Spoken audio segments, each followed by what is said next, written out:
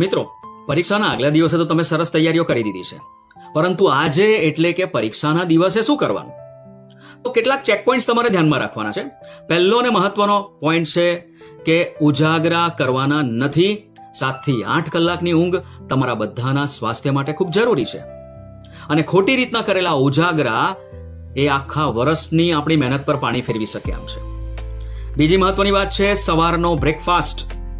એ માત્ર જરૂરી જ નહીં પરંતુ ફરજિયાત છે, કારણ કે બ્રેકફાસ્ટ લેવાથી લોહીમાં શુગર લેવલ મેન્ટેન થાય છે, અને જો શુગર લેવલ ડાઉન ગયું તો એ એકાગ્રતા પર અસર કરે છે, અને આપણી એકાગ્રતા જો ઘટવા લાગે એ તો આપણને કોઈ સંજોગોમાં ના પોસાય.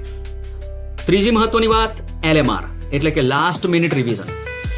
તમે આખું વર્ષ તો સરસ રીતે વાંચ્યું જ છે, જેવી રીતે આપણે છાપું વાંચીએ છીએ અને ઉપર છેલ્લી રીતે છાપાને કેવું જોઈ લેવું હોય, એના મેન હેડલાઇન્સ ને બધું, બસ એ જ રીતે તમારે પણ તમારા પ્રકરણોના નામ, એની અંદરની માહિતીઓના નામ, એના અંદરના ખાસ મુદ્દાઓ એ તમારે વિહંગાવલોકન કરી લેવાનું છે, અને આ વિહંગાવલોકન કરવાથી તમારા આત્મવિશ્વાસ અનેક ગણો વધી જવાનો છે.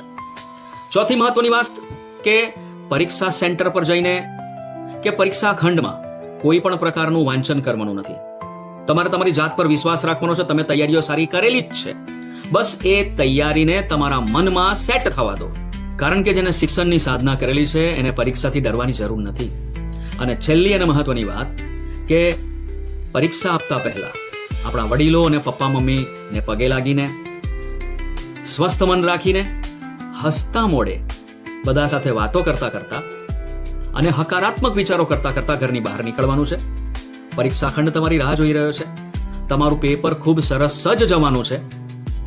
Wish you all the best.